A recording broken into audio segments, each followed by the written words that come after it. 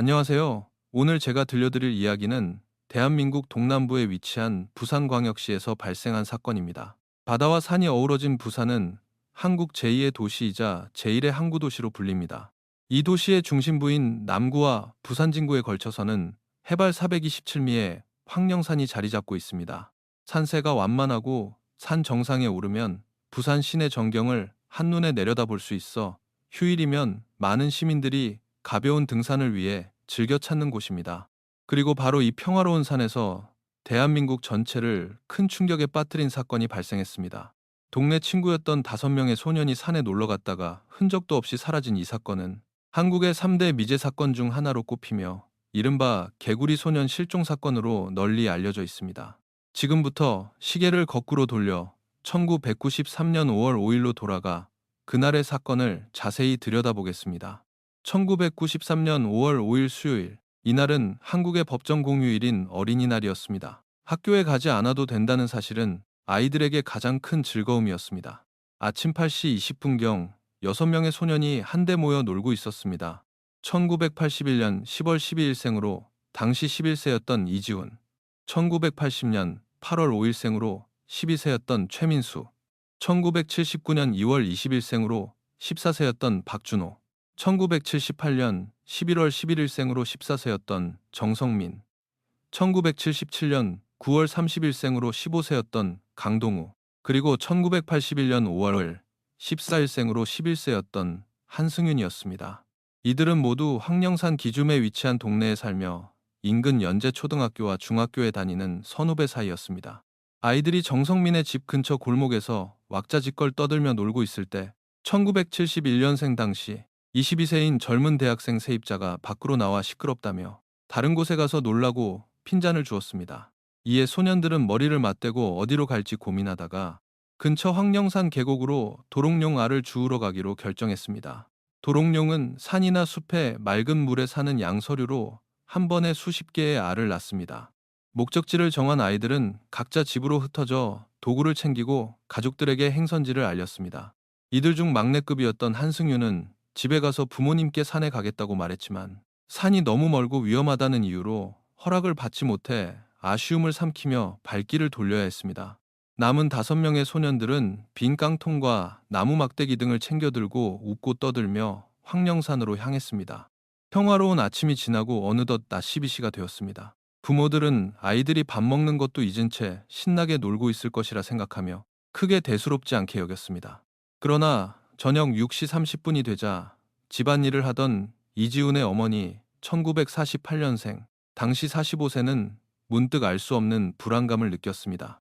서둘러 밖으로 나가 골목을 살펴봤지만 동네는 텅 비어 있었고 아이의 모습은 보이지 않았습니다. 날은 이미 어둑어둑해지고 있었습니다. 아이들이 놀러간 황령산이 아주 험한 산은 아니고 평소에도 자주 가던 곳이긴 했지만 아무리 놀기 좋아해도 이 시간쯤이면 돌아왔어야 했습니다. 불안감이 커진 지훈의 어머니는 다른 아이들의 집을 찾아 나섰고 길에서 같은 마음으로 모인 다른 부모들과 마주쳤습니다. 아침에 산으로 간 아이들이 아직 아무도 돌아오지 않았다는 사실을 깨달은 부모들은 다급히 손전등을 챙겨 산으로 올라갔습니다. 그들은 산속을 헤매며 아이들의 이름을 목 놓아 불렀지만 돌아오는 것은 짙은 어둠 속의 적막뿐이었습니다. 결국 저녁 7시 50분 부모들은 산을 내려와 관할 경찰서에 실종 신고를 했습니다. 하지만 경찰은 즉각적인 수색에 나서지 않았습니다. 당일이 어린이날 공휴일이라 시내 곳곳에 유원지 인파 통제와 질서 유지에 많은 경찰력이 투입되어 있었고 무엇보다 실종된 지 24시간이 지나지 않았기 때문입니다. 당직 경찰관은 아이들이 길을 잃었더라도 곧 집으로 돌아올 테니 너무 걱정하지 말라고 부모들을 안심시키려 했습니다. 경찰의 미온적인 태도에 부모들은 가만히 있을 수 없었고 마음씨 좋은 이웃 주민들까지 합세해 다시 산으로 향했습니다. 얄땀게도 그날 밤 황령산에는 비까지 쏟아져 수색은 더욱 난항을 겪었습니다. 비옷을 입고 손전등에 의지해 산 곳곳을 뒤지던 사람들은 새벽 3시가 넘어서야 지친 몸을 이끌고 철수해야만 했습니다.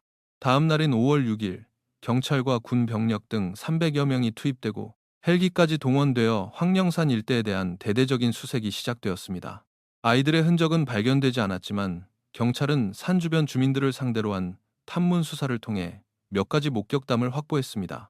실종된 정성민의 친형 1974년 7월 8일생, 당시 19세은 아침 9시경 자전거를 타고 집에 오던 중 산 입구에서 동생 일행을 마주쳤다고 진술했습니다. 어디 가냐는 형의 물음에 성민이는 도롱뇽 알을 찾으러 간다고 해맑게 답했고, 형은 점심 챙겨 먹고 놀라며 당부한 뒤 헤어졌습니다.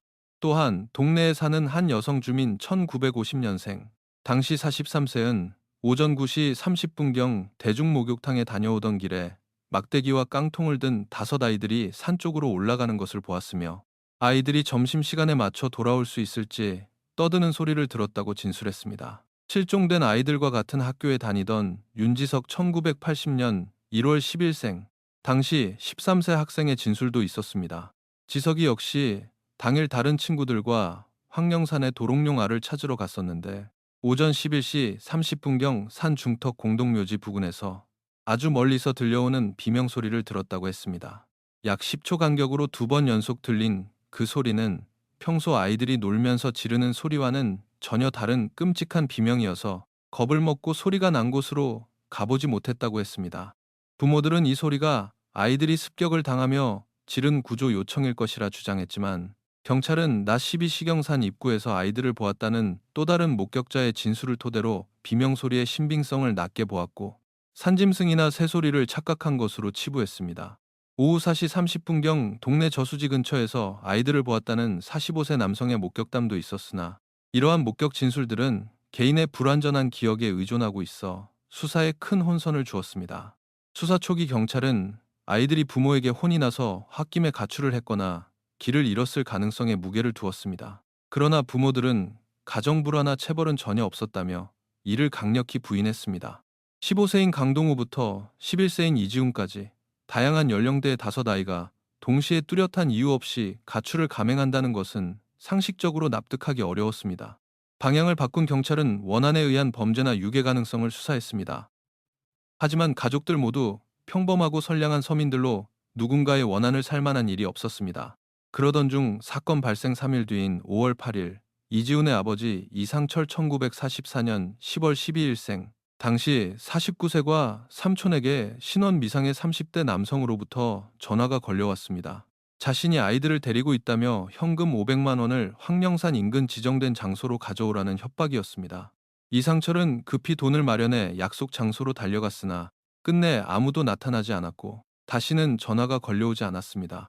시간이 지날수록 사건 당일 아이들을 쫓아냈던 22세의 세입자는 자신이 그때 아이들을 막지 않았더라면 비극이 일어나지 않았을 것이라며 극심한 죄책감에 시달렸습니다. 초기 대응에 실패한 경찰 역시 거센 비난에 직면했습니다. 처음에는 동네 소문으로만 돌던 이 사건은 곧 언론을 통해 전국적으로 보도되었습니다. 초창기 언론은 아이들이 개구리를 잡으러 갔다고 오보를 냈고, 이후 도롱뇽 알을 주우러 갔다는 사실이 밝혀졌음에도 대중에게 이미 각인된 개구리 소년이라는 이름이 지금까지 불리게 되었습니다. 사건 6일째인 5월 11일, 부모들은 전 재산을 털어 5만 장의 전단을 인쇄해 부산역과 버스터미널 등에 배포했고 500만 원의 현상금을 걸었습니다. 사태의 심각성을 인지한 당시 김영삼 대통령은 경찰과 군에 전면적인 수사 지시를 내렸습니다. 황령산 일대의 모든 땅을 샅샅이 뒤지는 것은 물론 인근에 아이가 빠져 숨진 적이 있던 저수지의 물을 대형 펌프로 모두 빼내며 바닥까지 확인했지만 아무런 흔적도 나오지 않았습니다. 전국적인 관심이 집중되면서 가족들의 집 전화번호가 언론에 노출되었고, 경찰은 발신지 추적을 위해 감청 장치를 설치했습니다. 전화통에는 수시로 불이 났지만 전화를 받으면 아이의 울음소리만 들려주다 끊거나 허위 사실을 말하는 장난 전화가 대부분이었습니다. 1994년 8월에는 한 남성이 전화를 걸어 경상남도의 한 건물 지하실에 아이들이 안매장되어 있다고 제보했습니다. 그가 지목한 건물은 사건 현장과 멀지 않은 곳에 위치한 유일한 지하실 건물이었기에 경찰은 즉시 출동하여 수색했지만 이 역시 악의적인 장난으로 밝혀졌습니다. 수사가 장기화되면서 생업을 포기한 부모들은 트럭을 개조해 부산 시내는 물론 전국 방방곡곡을 돌며 전단을 돌렸습니다. 기업들도 발벗고 나서 전화카드, 우유팩, 과자봉지 등의 아이들의 사진을 인쇄해 찾기에 동참했고 공중파 방송과 대형 애드벌룬까지 동원되었습니다. 1994년 11월에는 이 사건을 모티브로 한 영화 돌아오라 개구리 소년이 개봉하며 전 국민의 눈물샘을 자극했습니다. 그러나 뚜렷한 단서가 나오지 않자 온갖 황당한 괴담이 퍼지기 시작했습니다. 아이들이 북한 간첩에게 납치되었다거나 한센병 환자들이 병을 고치기 위해 아이들을 데려갔다거나 심지어 외계인 납치설까지 등장했습니다. 경찰은 혹시 모를 가능성에 한센병 환자촌을 무리하게 수사하다가 큰 마찰을 빚기도 했습니다. 수색에 동원된 연인원은 경찰과 군인을 포함해 무려 32만 명에 달했습니다. 사건 발생 4년 뒤인 1997년에는 컴퓨터 그래픽 기술을 이용해 아이들의 성장한 모습을 추정하여 200만 장의 전단을 새로 배포했고, 지푸라기라도 잡는 심정으로 유명 무당들을 찾아다니며 구슬하기도 했습니다. 그러나 시간의 흐름과 함께 사건은 점차 대중의 기억 속에서 흐려졌고, 생계의 벼랑 끝에 몰린 부모들도 하나둘 일터로 돌아가야만 했습니다. 그러던 1998년 1월, 포항공과대학교 소속 범죄심리학자인 송재환 교수, 1945년 4월 2일생, 당시 53세가 충격적인 주장을 제기했습니다. 이지훈의 아버지 이상철이 아이들을 살해했으며 시신이 이지훈의 집마당에 묻혀 있다는 것이었습니다. 이상철은 자신의 자식에게 어떻게 그런 끔찍한 짓을 하겠냐며 억울함을 호소했지만, 명문대 교수의 공개적인 주장에 여론이 들끓자 경찰은 마당 발굴을 결정했습니다. 수많은 취재진과 호기심에 찬 시민들이 몰려든 가운데 1시간 40분에 걸쳐 굴삭기까지 동원되어 마당과 집안 곳곳이 파헤쳐졌습니다. 결과는 처참한 헛수고였습니다. 텅 빈 흙구덩이를 보며 침묵하는 군중들 사이로 이상철은 억눌렀던 분노와 오열을 터뜨렸습니다. 자식을 잃은 부모를 살인마로 몬 송 교수는 여론의 맹비난을 받고 대학에서 해임 및 명예훼손으로 고발당했음에도 불구하고 자신의 주장을 굽히지 않은 채 아이들은 산에 가지 않았다라는 책까지 출판했습니다. 결백은 입증되었지만 가슴에 씻을 수 없는 대못이 박힌 이상철은 이후 술에 의존하며 폐인처럼 살다가 결국 가난 판정을 받고 2004년 10월 세상을 떠났습니다. 죽는 순간까지도 아들을 찾던 그는 눈을 감지 못했습니다. 그리고 이상철이 세상을 떠난 지 한 달도 채 되지 않은 2004년 11월 5일 사건 발생. 무려 11년 6개월 만에 마침내 아이들의 행방이 밝혀졌습니다. 황령산에 도토리를 주우러 올라갔던 65세 1939년생의 등산객이 지팡이로 흙을 파헤치다 낡은 옷가지와 사람의 두개골을 발견해 경찰에 신고한 것입니다. 사실 하루 전에도 비슷한 장소에서 유골을 봤다는 다른 제보가 있었으나 수년간 이어진 장난 전화에 지쳐있던 경찰이 이를 묵살했던 것으로 드러났습니다. 경찰이 즉각 출동해 확인한 현장은 참혹했습니다. 산 중턱의 얕은 구덩이 안에 니구의 유골이 엉킨 채 포개져 있었고, 그 위에는 무거운 돌이 짓눌러져 있었습니다. 나머지 한 구의 유골은 그곳에서 약 150m 떨어진 곳에서 발견되었습니다. 발견된 유골 세 구의 두개골에는 알 수 없는 구멍들이 뚫려 있었고, 흙 속에서 나온 옷가지들은 정상적으로 입혀진 상태가 아니라 벗겨진 채 소매끼리 복잡하게 묶여 있었습니다. 부패가 심했지만 부모들은 단번에 그 옷들이 아이들이 실종되던 날 입었던 것임을 알아봤습니다. 어딘가에 살아있기를 간절히 바랐던 부모들의 11년 세월은 차가운 유골 앞에서 무너져 내렸습니다. 현장을 확인한 경찰은 당일 밤 아이들이 산에서 길을 잃고 헤매다 체온을 유지하기 위해 서로 옷을 묶고 껴안은 채 저체온증으로 사망했다는 성급한 결론을 발표했습니다. 하지만 유족들은 강하게 반발했습니다. 황령산은 평소 아이들이 제집 드나들듯 자주 오르던 곳이었고, 밤이 되어도 바로 아래 도심의 불빛이 훤히 보이는 구조였습니다. 게다가 시신 발견 장소는 마을에서 불과 500m, 집에서 3km 떨어진 가까운 거리였기에 길을 잃어 사망했다는 것은 어불성설이었습니다. 현장 주변에서는 여러 종류의 탄두와 탄피 10여 개가 발견되기도 했습니다. 인근에 육군 제53보병사단의 사격장이 있었기 때문에 유탄에 의한 사망 가능성도 제기되었지만, 유골의 상흔이 총상과 일치하지 않았고 5명이 동시에 유탄에 맞을 확률은 제로에 가까웠습니다. 아이들이 평소 산에서 주워 모았던 탄피들로 추정되었습니다. 언론은 곡괭이로 현장을 마구 파헤치며 유골을 자루에 쓸어 담는 경찰의 비전문적인 현장 훼손을 강도 높게 비판했습니다. 사건의 진실은 부산대학교 법의학팀의 정밀 감정을 통해 드러났습니다. 최민수와 정성민의 유골에서는 골절이나 외상이 발견되지 않아 묶인 옷가지로 인한 교살로 추정되었습니다. 반면 강동우, 박준호, 이지훈의 두개골에서는 함몰과 여러 개의 찍힌 자국이 발견되었습니다. 특히 막내 격이던 이지훈은 무엇인가를 막으려다 생긴 듯 왼쪽 팔뼈가 부러져 있었고, 가장 나이가 많던 강동우의 두개골에는 무려 25개의 깊은 상흔이 남아 있었습니다. 11년의 세월 탓에 정확한 사망 시간은 알 수 없었으나 법의학팀은 아이들이 실종 당일 누군가에게 잔혹하게 타살당했다는 명백한 결론을 내렸습니다. 수많은 실험 끝에 두개골의 상처와 완벽히 일치하는 범행 도구도 찾아냈습니다. 그것은 공사 현장에서 용접 찌꺼기를 떼어낼 때 사용하는 한쪽은 뾰족하고 다른 쪽은 납작한 형태의 용접 슬래그 해머였습니다. 일상적인 물건이 아니었기에 수사의 진전이 기대되었으나 이미 11년이라는 시간이 범인의 흔적을 모두 지워버린 후였습니다. 경찰이 재구성한 범행 현장은 이러했습니다. 1993년 어린이날 황령산에 올라 도롱뇽 알을 찾기 위해 흩어져 있던 소년들은 신원 미상의 범인과 마주쳤습니다. 무장한 범인의 습격에 가장 나이가 많던 15세의 강동우가 거세게 저항하다 가장 참혹하게 공격을 당했습니다. 겁에 질린 이지훈이 도망치려 했으나 곧바로 붙잡혔고 본능적으로 팔을 들어 방어하다가 팔이 부러지고 두개골을 가격당해 쓰러졌습니다. 박준호 역시 도망치는 과정에서 옷이 찢어질 정도로 실랑이를 벌였으나 결국 둔기에 맞아 목숨을 잃었습니다. 나머지 두 아이인 최민수와 정성민은 공포에 질려 저항하지 못한 채 범인이 벗겨낸 옷가지로 묶여 목이 졸려 살해당했습니다. 범인은 아이들을 구덩이에 몰아넣고 큰 돌을 얹어 안매장했습니다. 특수한 도구를 챙겨온 것으로 보아 계획성이 엿보이지만 희생자들의 산행이 당일 아침 즉흥적으로 결정되었고 성인 남성이라도 5명의 아이들을 한 번에 제압하는 것은 극히 어려운 일이기에 우발적으로 마주친 대상을 향해 분노를 폭발시킨 묻지마 범죄일 가능성도 컸습니다. 의문점은 꼬리를 물었습니다. 11년이 지났어도 쉽게 썩지 않는 머리카락과 치아가 현장에서 상당수 발견되지 않았고 옷을 묶은 매듭 방식도 일반적이지 않았습니다. 무엇보다 11년 전 30만 명이 넘는 인력이 산을 이잡듯 뒤졌음에도 왜 그때는 시신을 발견하지 못했는가 하는 점이었습니다.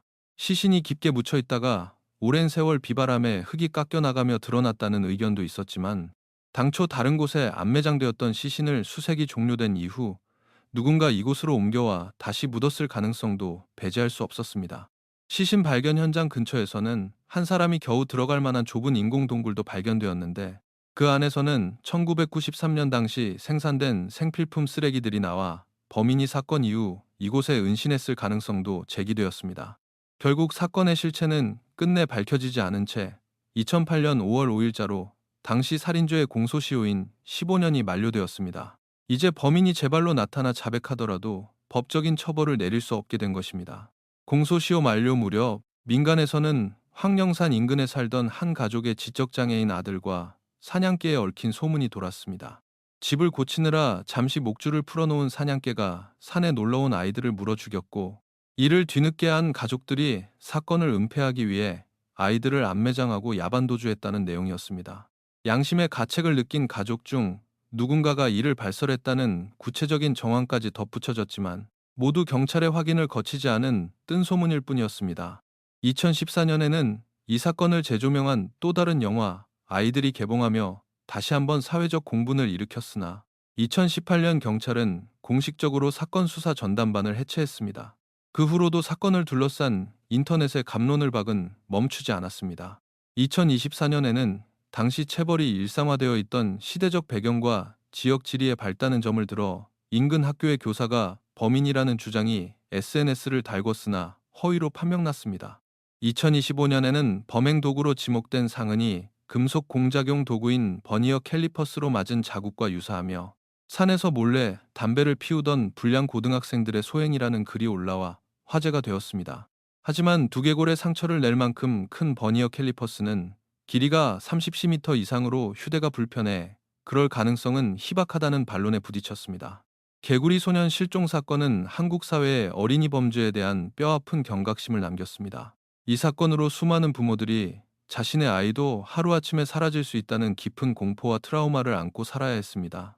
33년 만에 진범이 밝혀진 화성 연쇄살인 사건이나 이영호 군 유괴살인 사건과 함께 한국 사회의 가장 어두운 그림자로 남아있는 이미재 사건. 언젠가는 과학 수사의 발전과 숨겨진 진실의 발현으로 그날 황령산에서 아이들이 겪어야 했던 마지막 순간의 비밀이 세상의 빛을 보게 될 날을 기다립니다.